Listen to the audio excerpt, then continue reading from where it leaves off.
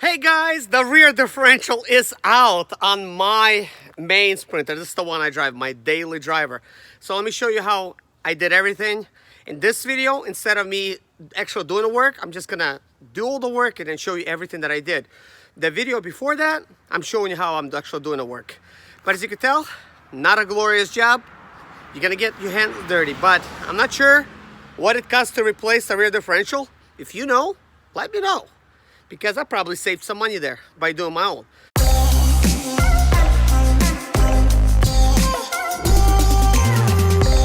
Hello guys, and welcome to another day with Zimaleta. In today's video, this is part 3 of rear differential removal and installation. So what we're going to be doing, guys, in this video is, first of all, this rear differential is getting ready to come out. As you can see by me being dirty, that means I did some work. And let me show you kind of like step by step what you need to be removing and, you know, what you got to be watching out for, the safety and things of that nature. It's been completely unbolted. Before we begin, let's walk around over here. As you could see, I have placed two, tire type of blockages. That way it's not going to be rolling forward or backward, because it is a rear wheel drive. Even if you put the parking brake on, it's not going to really work because it's for the rear. So that means the parking, like it being in park does not work either. That means it's going to roll. So you don't want it to roll. Block it off in the front. That's what I did here. It looks like it moved just a little bit. So we'll fix that.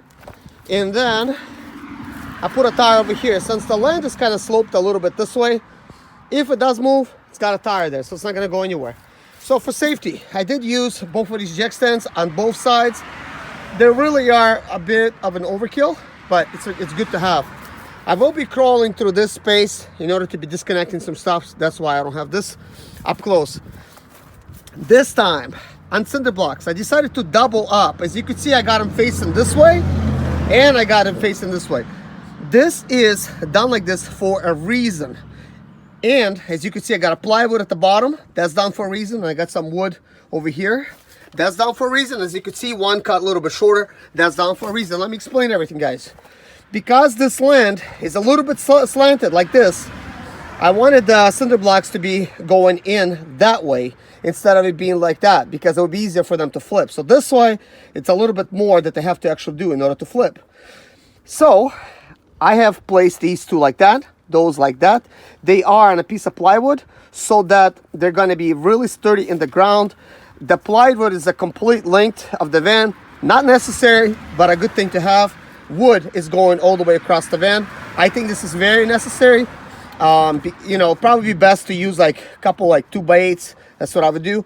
But I had these here. This like 1x6. So here's what I did. I got like 4 of those, and then I laid them specifically right over here, guys, towards the back, because we're not going to be removing the leaf spring. Leaf spring is going to be staying in the place, and I think this is a very sturdy place for them to be at. But obviously it is a little bit higher than the lip of the Sprinter van, and I think the lip is a very soft type of area, so probably best not to lift the van up on that. But still, people do it and they put jack stands underneath, but it's going to bend it because the weight is not going to be supported. So this is all the way throughout to the back. So it's almost kind of like a makeshift type of a car lift. I just had to use jacks in order to lift it up. Now, I did have the drive shaft standing on this little jack stand right here, but because I don't want to remove the jack stand and it's really not necessary, it's okay that piece being there, it's not really like in my way, I decided to lay it in the ground. I left the jack stand in place just in case I need to lift things up. Okay, coming around over here, as you can see, I have laid a 4x8 sheets of plywood, and also I laid a smaller piece of plywood. That could be anything. That could be a piece of plywood, that could be like a mat or something for you to be able to put your knees on it and get underneath. So I don't have the tire over here in the back or the tire rack. I did remove it much further ago. But if it was there, it would be kind of like lowered. That way the jacks, arms could be easily kind of going up and down. Now with the jacks, what I did in one of the other videos is that I had the jack legs. I had one right in the center there, going right up against the rear differential, right in the middle, but a little bit past the cap. And it's kind of like a strongest point right there. I've seen it done like that before in some of the videos that shops work inside of the shops, but of course they're on level surface and they have like a concrete type of floor, which is great for them. They could do that. I thought I could do that by just simply laying a piece of plywood and lifting up the jack, but not so fast, because just having one jack there, first of all, was a lot of work for just one jack. This red one was able to handle it. I got it when I was 18 years old. This is like 18 years old. The legs of the jack, because it was taking all the pressure over here, these two wheels, they punctured right through the plywood, which is not a plywood, this is OSB, I know. They punctured right through the OSB, and when it did that, the van actually shifted and it tried to fall to the other side. Good thing I already had cinder blocks in place, I already had the wood in place. It saved it, but if I didn't, the van would have actually fell right over or whatever. Like, it would have been a mess, you know. I had tires on it as well. I did not remove the tires up until the last moment. So that was kind of safe. So this time I decided not to put the jack right in the center, but instead I decided to put it like underneath where the shocks are. But if I was to put the metal pieces right underneath the shocks over here, this would cause the bolt to be right underneath a little, like a bowl type of thing of this jack, and the bolt will be kind of like really hardly accessible.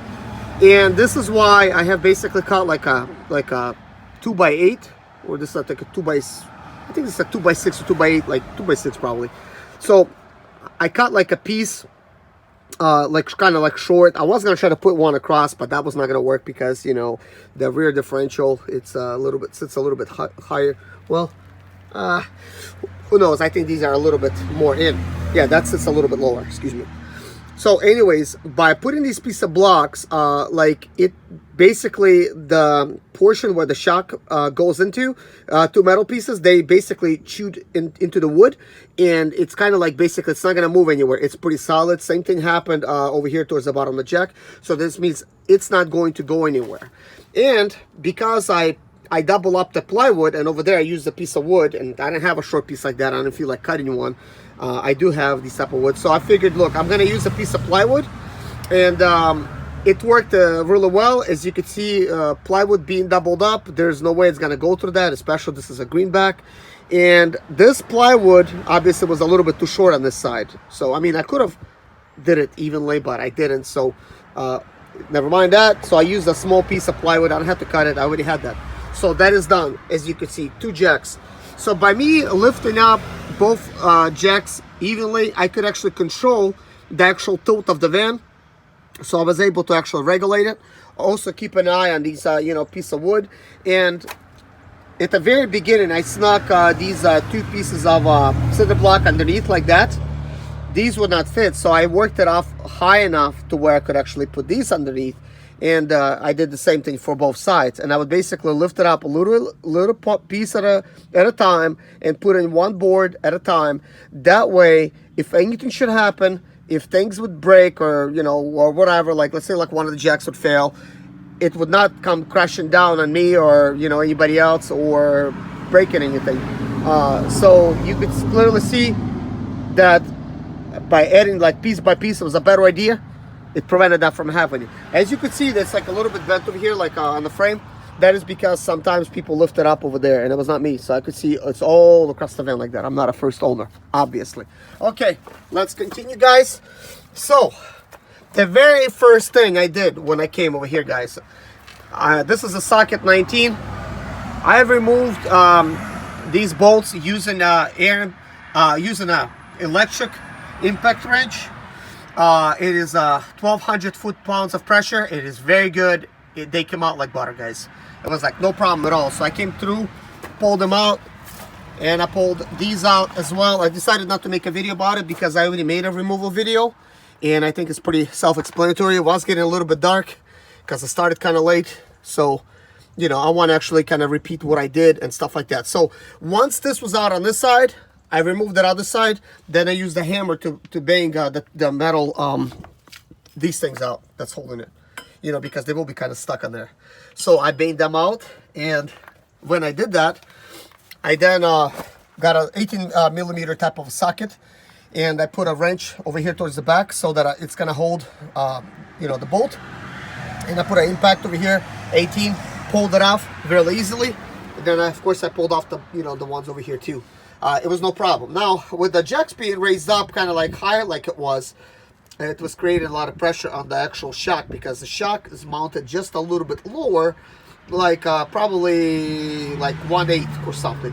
And that was enough to cause the bolt to get kind of stuck in there. So I had to lower one jack at a time, just a little bit, bang that bolt out of there, but not far enough to where it's going to drop on me, just enough to relieve the pressure. And I actually set wood like that, as you can see, kind of like a pile of wood, so that it's going to be cut over here, like with you know, the, you know, this rotors. So the rotors will set on it just in case it decided to drop. But none of that stuff has happened. All that is a success. So the very last thing I gotta do is I gotta get in there. I gotta remove the vacuum line, which is that line right there. It plugs in. It's a plastic line that plugs into the rear differential. I gotta hop into, and I gotta remove all the wiring and stuff like that. I have that in the video, so I really you know, I really did not do much explaining, but that's pretty much, you know, self-explanatory. You're gonna need to remove that, and you're gonna need to remove this metal piece that you see right there, like that's controlling the rear parking brake. This van does not have a parking brake. I actually need to install a parking cable. It never had one, so I'm gonna pull it off my parts van, install it after I get done with this job. But I simply need to disconnect the cables and cut some of them, and basically, you know, the ABS you know, type of sensors and stuff like that. Then I will be actually ready to install everything else.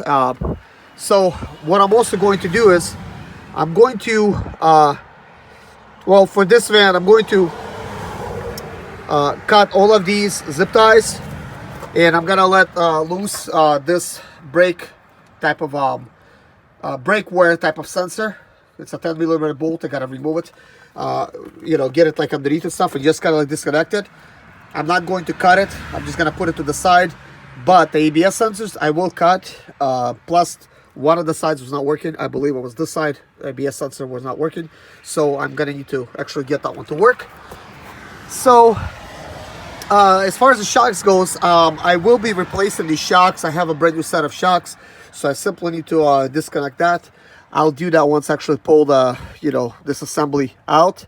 Now, in order to pull the assembly out, I actually, once I'm gonna lower it evenly with the jacks, I use the jacks to hook it up on that, and I pull the two jacks with the two handles, pull it right out, and they come like nicely and easy and stuff like that. Anyways, guys, I just removed these brake calipers, and this is a good place to place them. Once you actually remove the brake sensor wire, this one, it is kind of short, 10mm bolt, put it to the side. You have plenty of space to just take your brake line out of the way, put it right in the leaf spring, you know, and where the jack actually originally is supposed to go. So it's not gonna go anywhere. So same thing down on that side. Just as well, I have disconnected all the wiring, all the cables. As you can see, there's a metal piece that's laying. The only thing is left for me to do is lower my jacks and pull this rear differential out.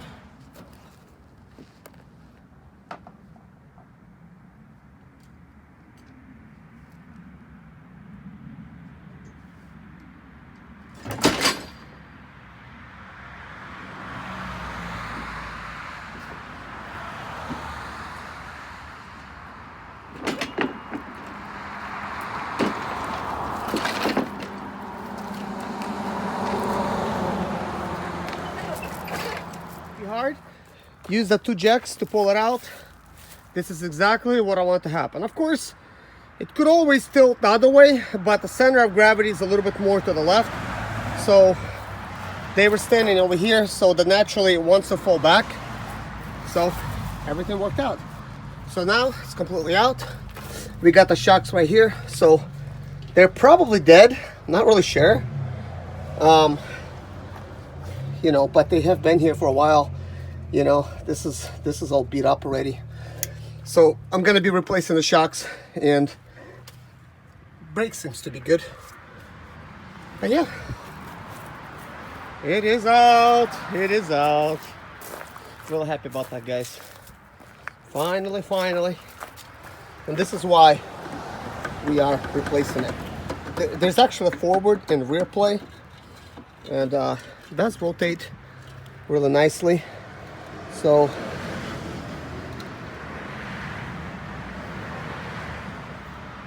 yeah, there he goes. Let me see if I'm gonna. Okay, if I do hold a leg over here, that one does spin.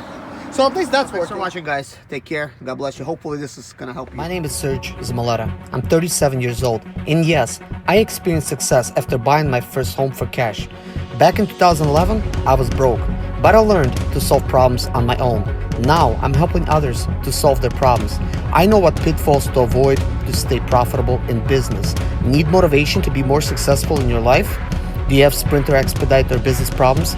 Then subscribe. Let's find creative solutions to your problems. Hit the bell notification so you don't miss any of my helpful videos.